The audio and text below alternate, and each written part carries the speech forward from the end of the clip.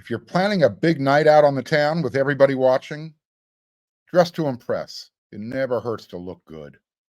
You are Locked On Trojans, your daily podcast on the USC Trojans, part of the Locked On Podcast Network, your team every day.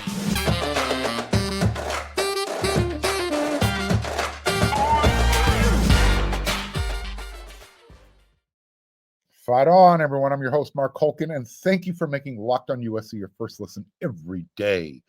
Whether you're going to watch this show on YouTube or wherever you're going to download your podcast, it's free. I appreciate your support. You show yours. If you're watching on YouTube, become a subscriber. It's easy. It's free. Just click the red subscribe button, hit that thumbs up button, and I don't want you to miss one episode. Click that bell notification, and you are covered. These days, every new potential hire can feel like a high-stakes wager for your small business. That's why LinkedIn Jobs helps you find the right people for your team faster and for free. Post your job for free at linkedin.com/lockedoncollege. Terms and conditions apply. USC's defense, this isn't just a topic among Trojan fans. You know, Trojan fans aren't the only ones sitting around going yada, yada, yada about Alex Grinch and his defense.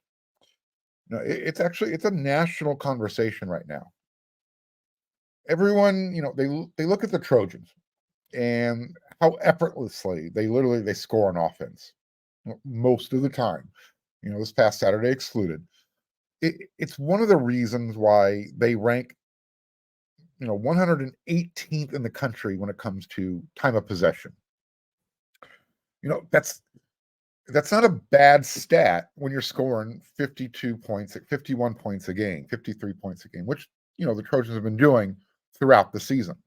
They have the number one scoring offense in the country. But there is a negative side effect when you have to keep sending your defense back out, on short notice because you scored so quickly. Not to mention if the offense is struggling and if your defense looks ugly. You want the former, not the ugly part.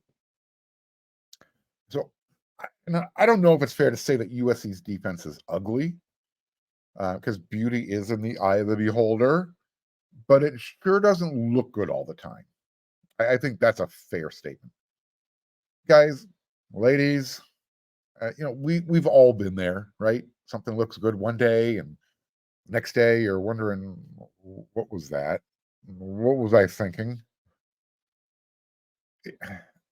That's the Trojans defense, right?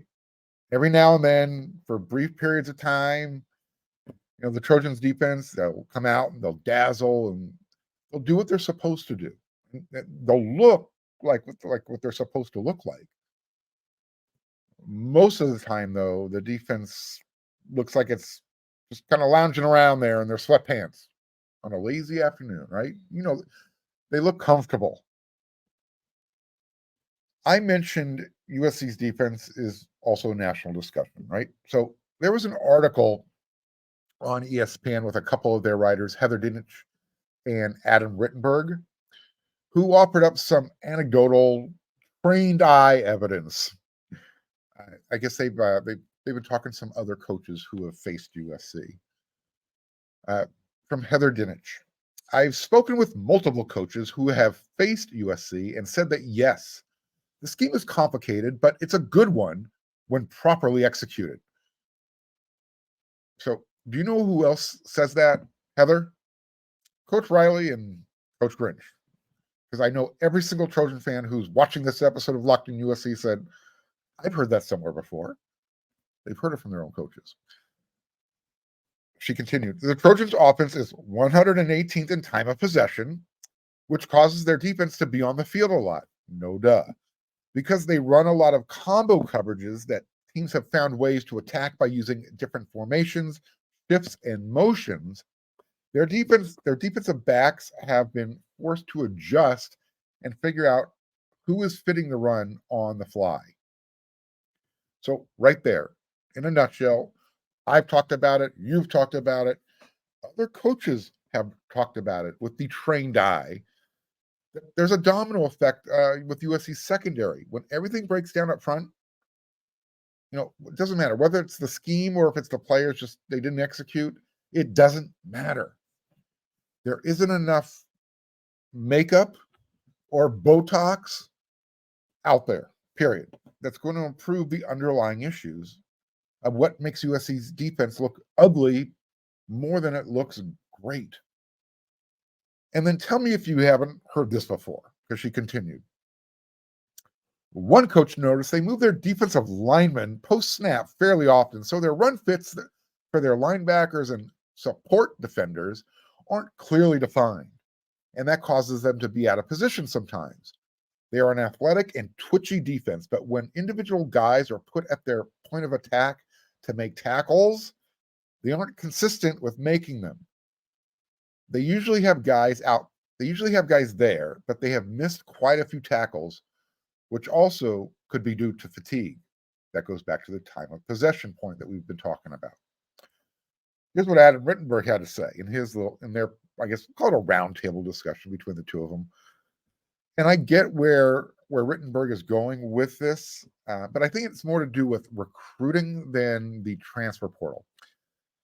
According to Adam Rittenberg, some coaches wonder if USC's larger program philosophies could be hurting the defense's ability to perform in games. A Power 5 coach noted how USC has made several of its major NIL investments at wide receiver: Jordan Addison, Dorian Singer, Mario Williams, Zachariah Branch, rather than at defensive line or a cornerback like Georgia and other national contenders do. It's a different model, the coach said. It's Riley's philosophy. He's going to outscore you. Another Pac-12 coach wondered if USC's defense sees enough varied offensive looks in practice. This is a really interesting point right here. Although facing Heisman Trophy winner Caleb Williams and the nation's top scoring offense in practice has its preparation advantages, there are also drawbacks. Their offense runs like 5 passing concepts from 10 and 11 personnel. How do you ever get better at fitting runs and aligning to multiple formations? You don't, and then you bust, end quote. I mean, how ironic is this? That the simplicity of USC's offense causes so much consternation for the complexities of USC's defense. So they're learning bad habits in practice going up against a great offense because they don't see enough variation. Remember, I asked Lincoln Riley, who are you? What's your identity?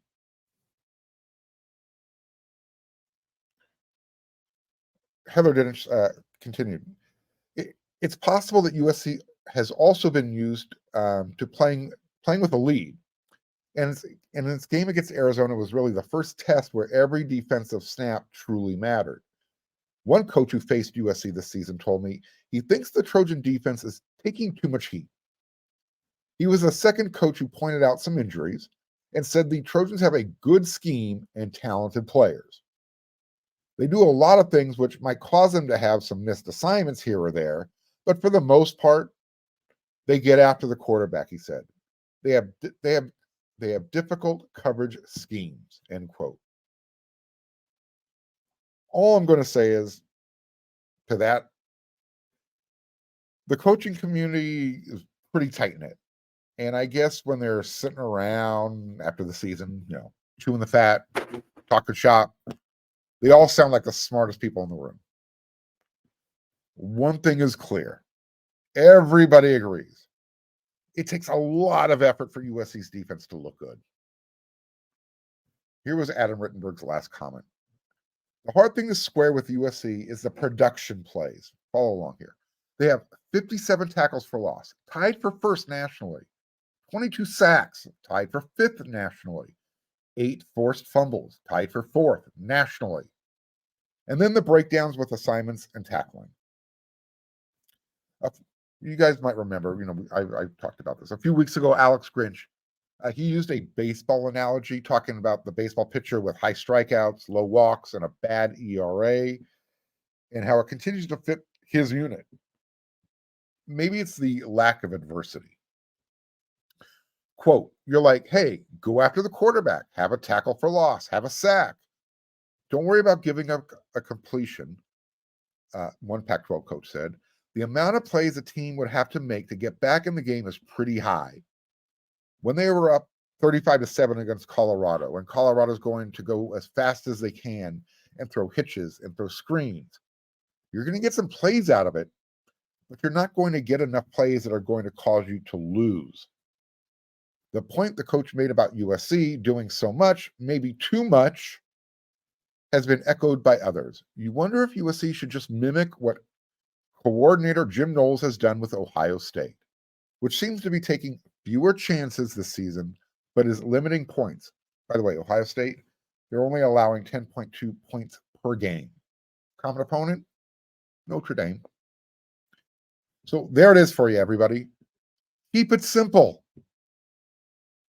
Just simplify things and everything will work itself out.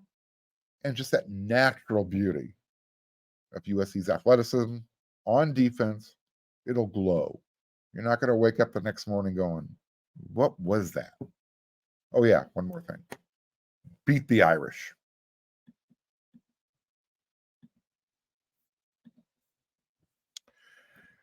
These days, every new potential hire can feel like a high-stakes wager for your small business. And you want to be 100% certain that you have access to the best qualified candidates out there available. That's why you have to check out LinkedIn Jobs. LinkedIn Jobs helps you find the right people for your team faster, and they're going to do it for free. And as easy as it is to use LinkedIn to find a job, it's also just as easy to create a free job listing on LinkedIn Jobs. Once you add your job listing, you're going to take that purple hashtag hiring frame and you're going to attach it to your own LinkedIn profile. And that's going to spread the word that you are looking to hire. And they're going to give you simple tools that's going to give you simple tools like screening questions. And that's going to make it easy for you to recruit the right person for your team as well as hire. And that's going to give you a better product. That's why small businesses rate LinkedIn #1 in delivering quality hires versus the leading competitors. LinkedIn Jobs helps you find the qualified candidates you want to talk to faster. Post your job for free at linkedin.com/LockedOnCollege. That's linkedin.com/LockedOnCollege. You can post your job for free. Terms and conditions will apply.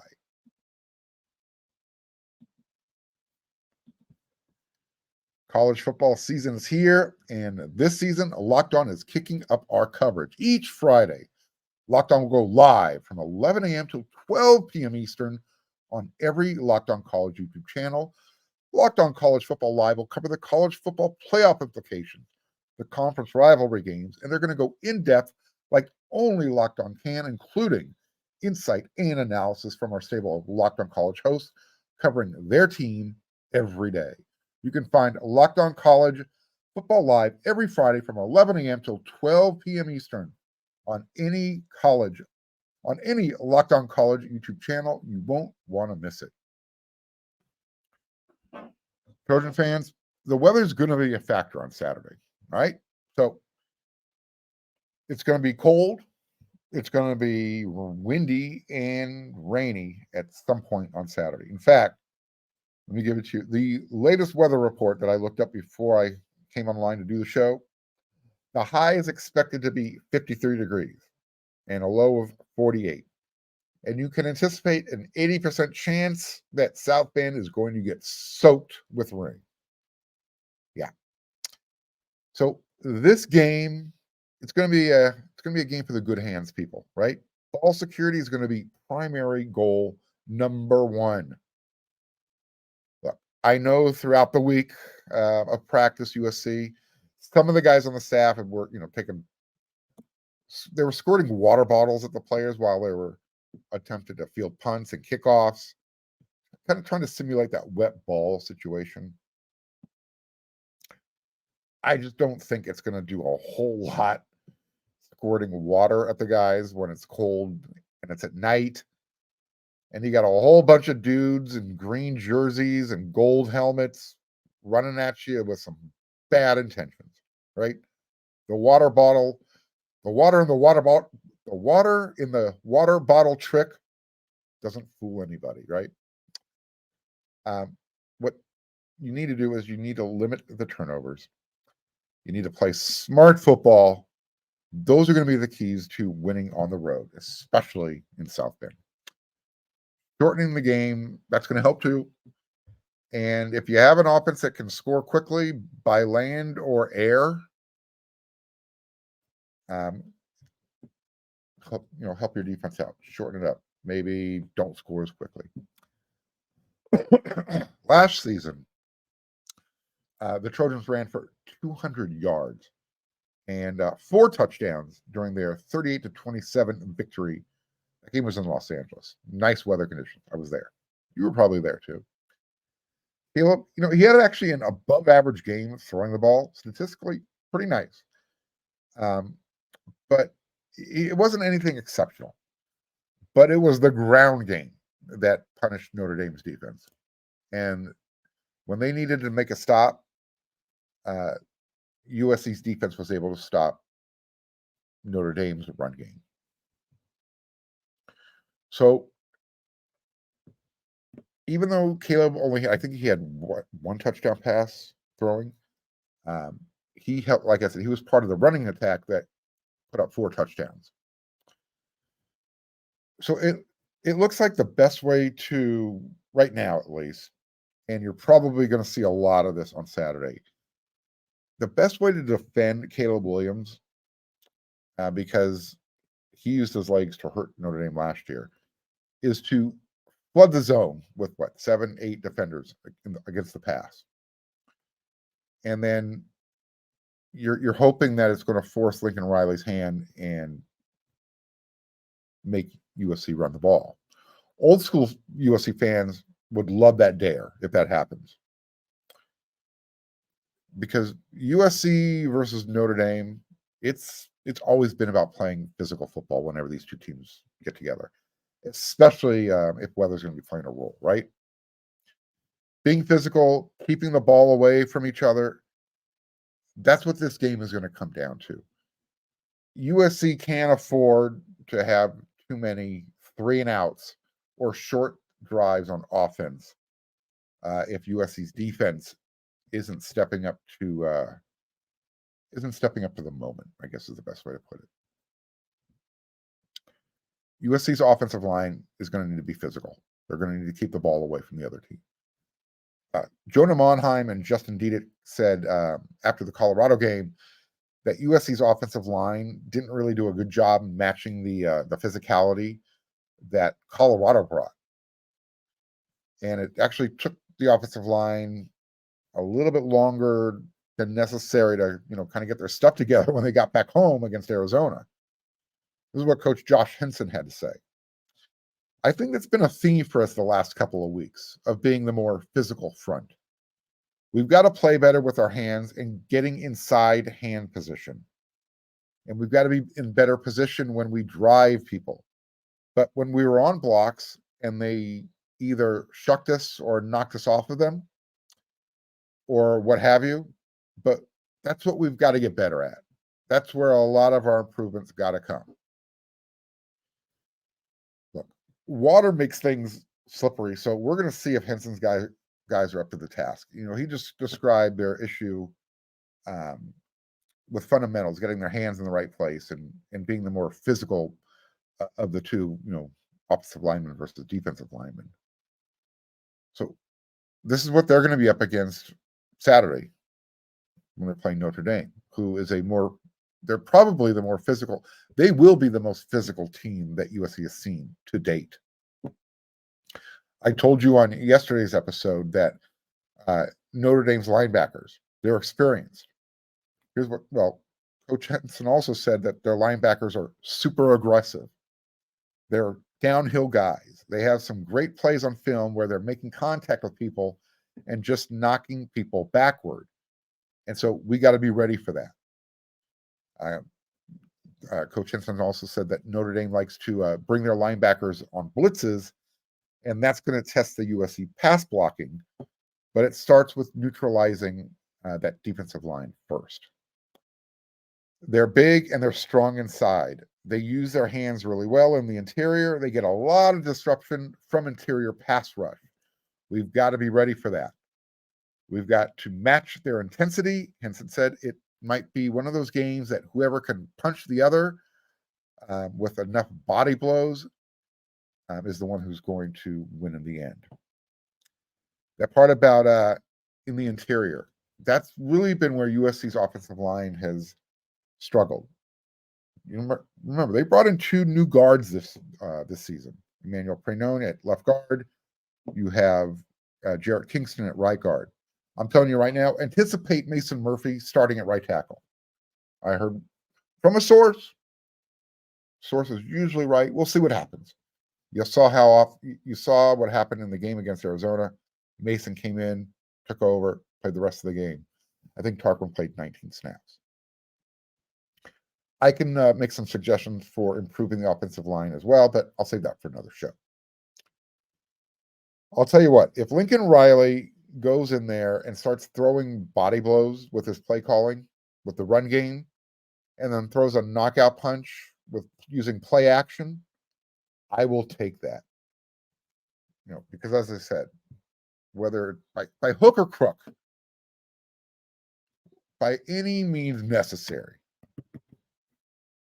beat the Irish.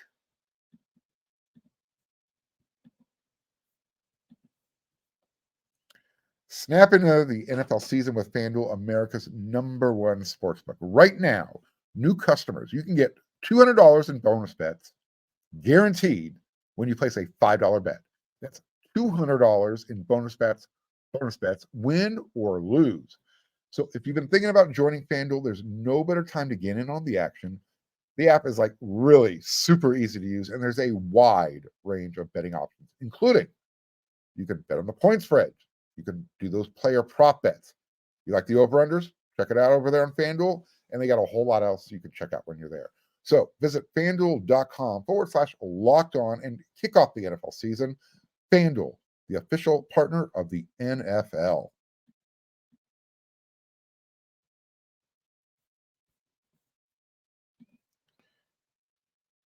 Why do teams always try and psych out USC by wearing an alternate jersey or a different uniform? Yep. It's Friday. It's the Rant. And it's Notre Dame week. So, all right. Does anybody really believe that the green jerseys are going to make a difference in the game? I don't know if Notre Dame plans to come trotting out wearing the green jerseys or not. They've done it a lot lately. I don't know if it really makes a difference in the game itself.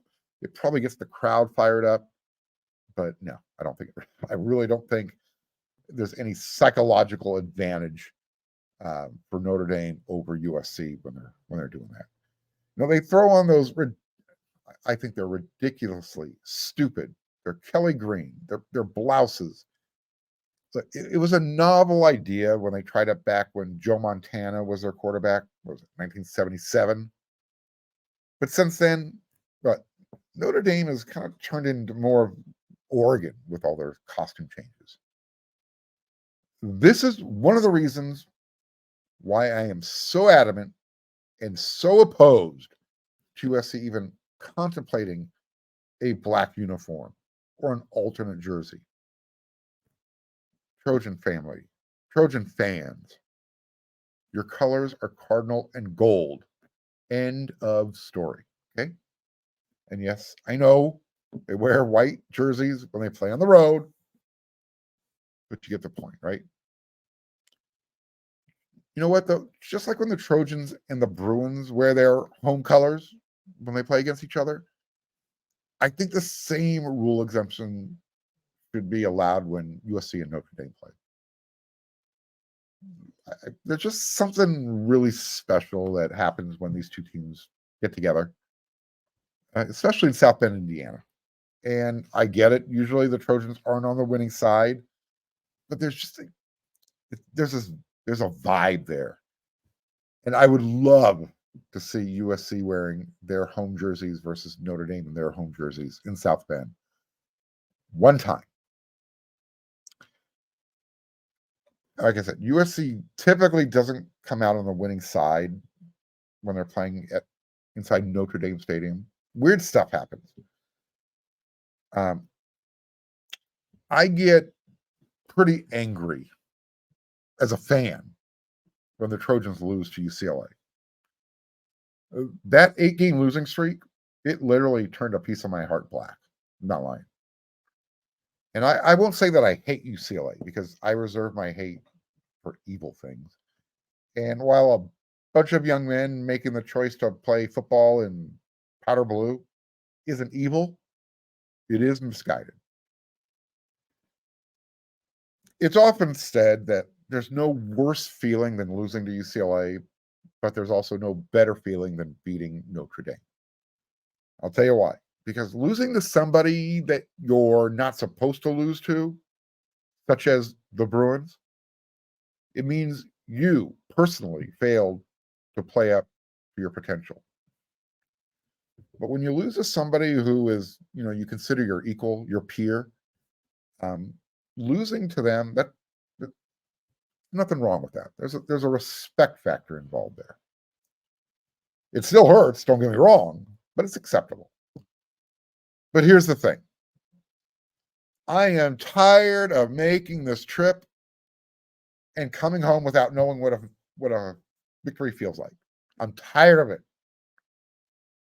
Because all that ends up happening for me is I end up having to hear that stupid Leprechaun fight song, and it just ends up looping in my head on the drive back to Chicago in the wee morning hours.